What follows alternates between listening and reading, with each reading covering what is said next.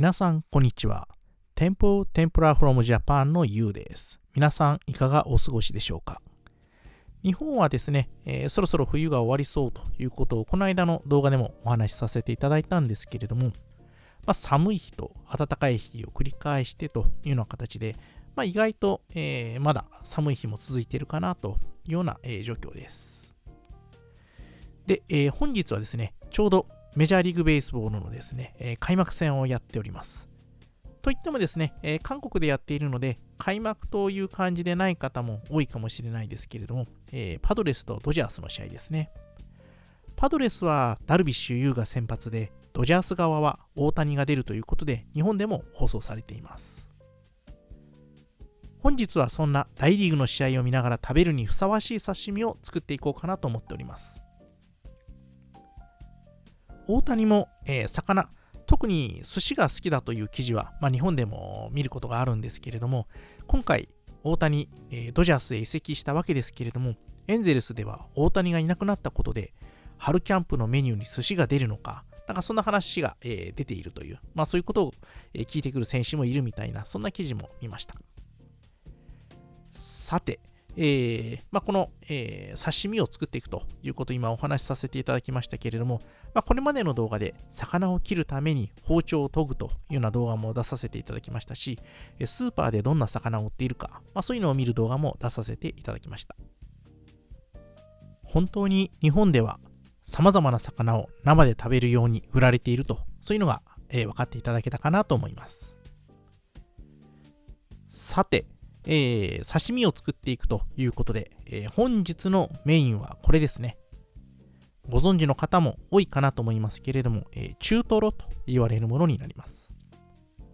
本マグロという魚から取れる脂が適度に乗った部位になりまして、脂が乗っている部位でいうと、大トロというのが、一番脂が乗っているんですけれども、少し脂がくどいので、中トロの方が好きという方も多くいます。本日はですね、この中トロを刺身用に切り分けながら、さらに盛り付けていきたいと思います。今回使うのは刺身包丁ですね。名前の通り、刺身を切るための包丁です。両方に刃がある包丁と違って、片方にのみ刃があるのが特徴になります。この間よく研いだので、切れるはずです。刺身の切り方なんですけれども、まっすぐ切るというよりですね、斜めに切るという、こういう形でですね、斜めに当てて切っていくというような形になります。こんな感じですね。はい。もう一回いきます。こんな感じで、スッと包丁を入れて、切っていきます。この斜めに切るということがですね、結構大事でして、斜めに切ることで、断面を大きく見せるということができますし、また立体的に盛り付けをしやすくなるという、そういうところがございまして、斜めに切っていくという形になります。と、刺身を切っている間にですね、大谷が初ヒットを打った上に、盗塁もしたというような、話がちょっと入ってきました。早く見たいんですけれども、まず刺身を切らないことには、大谷を見ることができません。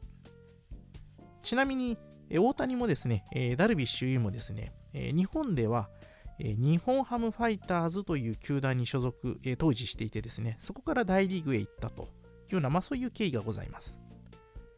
で、この2人、一緒に日本でプレーした時間があったのかというと、実は時期的に被っていないらしいんですよね。ただ、今回、メジャーリーグで、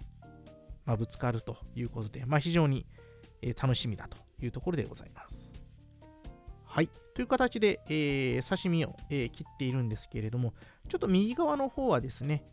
少し、身の中に筋があるかなという形で、ちょっと最後の方、ちょっと切りづらいというような形になってますね。はい。こんな感じでちょっと筋が、あってですね、そこが、ちょっとなかなか切れないというような形で、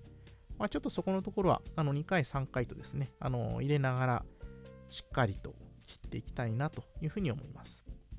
はい。こんな形でですね、切った刺身をですね、今左の方に並べていってるんですけれども、この並びを見ていただくだけでも結構立体感が出ているというのは感じていただけるんじゃないかなと思います。こうやって斜めに切ってですね、あと少し斜めに切りながら、包丁の角度も少し実は変えながら切っているんですけれども、そういう形で切っていくことで、実際刺身として盛り付けるときに、立体感が出てくるという、そういう形になります。こんな感じでですね、一部ちょっと筋があって切れづらいところというのもありましたけれども、基本的には綺麗にスッと切れていくというのは感じていただけたんじゃないかなと思います。そういう意味で結構切れ味がいいので、怪我には気をつけないといけないんですよね。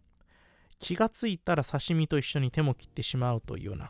そういうことに気をつけなきゃいけないですし、これ中トロなんで身が赤いんで手を切ってしまっても、気づかないかもしれないですね。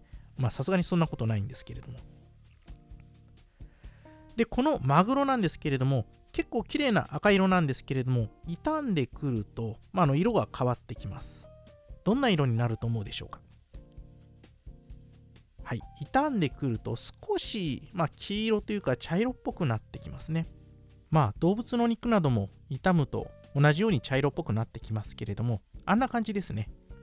少し茶色っぽくなるくらいだったら問題なく食べられるというのが正直なところです。ちなみに日本語では腐りかけが一番うまいという言葉がありまして、腐る過程で肉もうまみ成分が増えるんですね。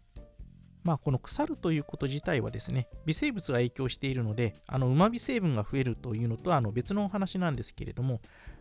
食品自身が持っている酵素などでうまみ成分が増えるというのが、この腐敗する過程の時に、同時に進むというような形で、結果腐る直前に、美味しいという状態が、実現されるということかなというふうに思っております。なので、今お話したうまみ成分を引き出すという熟成を、ちゃんとやるという場合にはですね、腐敗しないように、処理をするということを考えなくちゃいけないですので、そういう意味で酸素に触れないように、ラップをするとか、そういうことをしながら熟成が進むようにする、そういう工夫が実は必要だったりします。このあたりはまた別の動画でやっていきたいなというふうに思っております。ということで、ここからは刺身を盛り付けていきたいと思います。この刺身をきれいに見せるためにはですね、実はどんな皿を使うかというのも重要だったりします。刺身と皿合わせて一つの料理ですので、全体的に色合いがよく取れているか、そんなことも重要になってきますね。普段家庭で食べる際にはそんなことを気にしないことも多いんですけれども、この辺りは海外とかでもどうなんでしょうね。フランス料理とか皿の見せ方も含めてきっとすごく意識されるんだろうなというふうに思っています。フランス料理に詳しい方いたらぜひ教えてください。さて、今皿に乗せたこの白いのはですね、つまと言います。つまというのは刺身の横とか手前に添えられるものを指していまして、これは大根を細く切ったものなんですけれども、他に大葉や野菜類、わかめなどの海藻類、季節の花、そういうものが使われますね。こうやってまとめて乗せるような形で立体感を出していくというような形になります。このつまなんですけれども、刺身を鮮やかに見せたりするだけじゃなくて、口直しの意味として、刺身だけ食べてるとちょっと飽きちゃうので、そういう口直しというような意味もあります。はい、こんな感じでですね、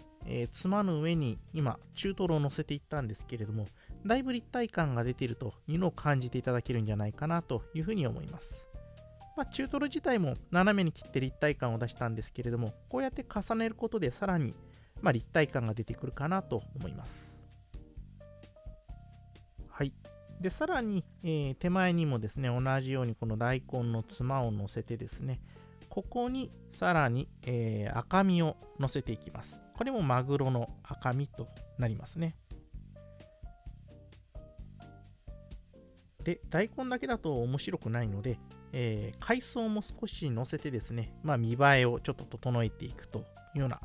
そんな形にしています。はい。今乗せたのがですね、大葉と言われるものになりまして、これも刺身の盛り付けの際によく使われるものになってきます。色として先ほど白い、つまを乗せたんですけれども、またこれ緑色をしていますので、全体として鮮やかな綺麗な感じになってくるというところですね。で、この大葉の前にまた少し大根のつまを乗せてですね、立体感を整えていくというような形です。そして、この大葉の上に乗せていくのが、はい、新しい魚が出てきました。ブリでございます。このブリ、結構白っぽく見えるというのは皆さん感じていただけるんじゃないかなと思います。非常にですね、身に脂がしっかりと乗っています。映像でもですね、白っぽい、魚の脂というものはしっかり見えるというような状況ですので、これ口に入れるととろけるような、形でですね、味が広がっていくということで、これ非常に美味しいんじゃないかなと思います。はい、また大葉を置いてですね、次ここに何を置いていくかというところなんですけれども、はい、細長くて白い、これなんだか皆さん分かりますかね。ちょっと分かりづらいですかね。はい、もう一本出てきました。これ、イカになります。細く切ったイカをですね、乗せていっているというような形ですね。こうやって細く切ったイカはですね、麺類に見立てて、イカそうめんというふうに言ったりもします。そうめんというのは日本で食べられている麺料理の一つになります。何でしょうね、これ海外の皆さんに分かりやすく言うと、パスタのような感じになるんですかね。パスタ、イカパスタみたいな、そんな感じになりますかね。あとどうしましょうかね。上のところが少し寂しいんで、ここにちょっと何か置いていきましょうかね。はい、このオレンジ色の魚、皆さんなんだか分かりますかね。はい、サーモンです。サーモンを上に配置していくような形に、ちょっとしてみました。サーモンもですね、身がオレンジ色で、脂がよく乗っているのがわかるかなと思います。この白い部分が魚の脂ですね。しっかり脂が入っていて、美味しそうだというような形で、脂が乗っているのがわかるいいサーモンだなというふうに思います。だいぶ出来上がってきましたね。はい、次に準備しましたのが、マダイになります。タイの刺身ですね。白身の魚で、ブリとちょっと色は似てるんですけれども、だいぶ光の透け具合であったりというのが違うというのは見て感じていただけるんじゃないかなと思います。タイはですね、結構日本では縁起物として、言われたりもしまして、おめでたい日、そういう日にタイを食べたりなんていうのは昔から結構あったりします。今日はタイを2切れこちらに載せてみました。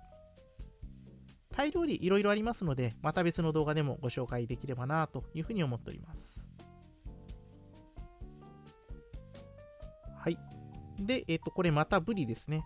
先ほどもブリ乗せたんですけれども、先ほどとは少し見た目も違うというような形で、ブリの中でもですね、少し部位が違うというような形になります。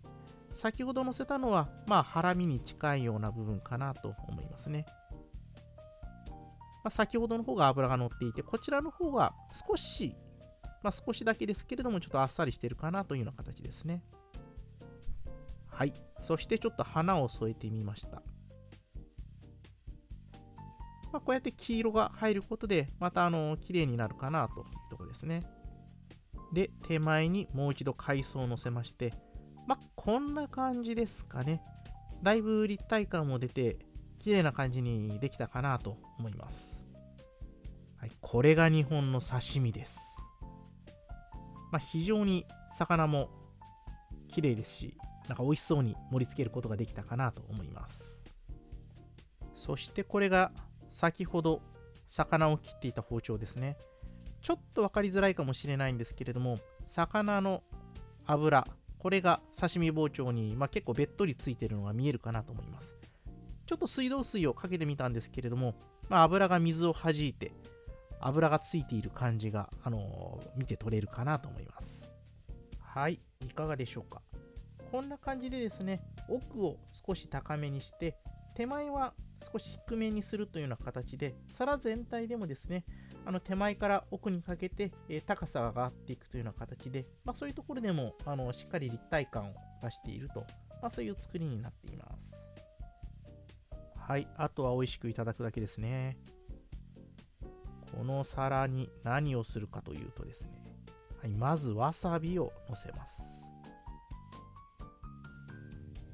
前々回の動画でも少しご紹介したわさびですね。さらに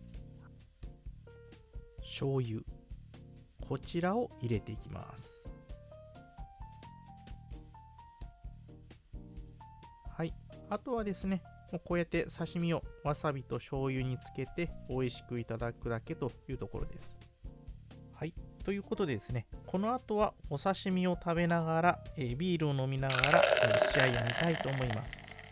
ということで、本日の動画はこのぐらいで、終わりとしたいと思います。面白いと思った方は、高評価、チャンネル登録、ぜひよろしくお願いいたします。じゃあまた次回の動画でお会いしましょう。バイバイ。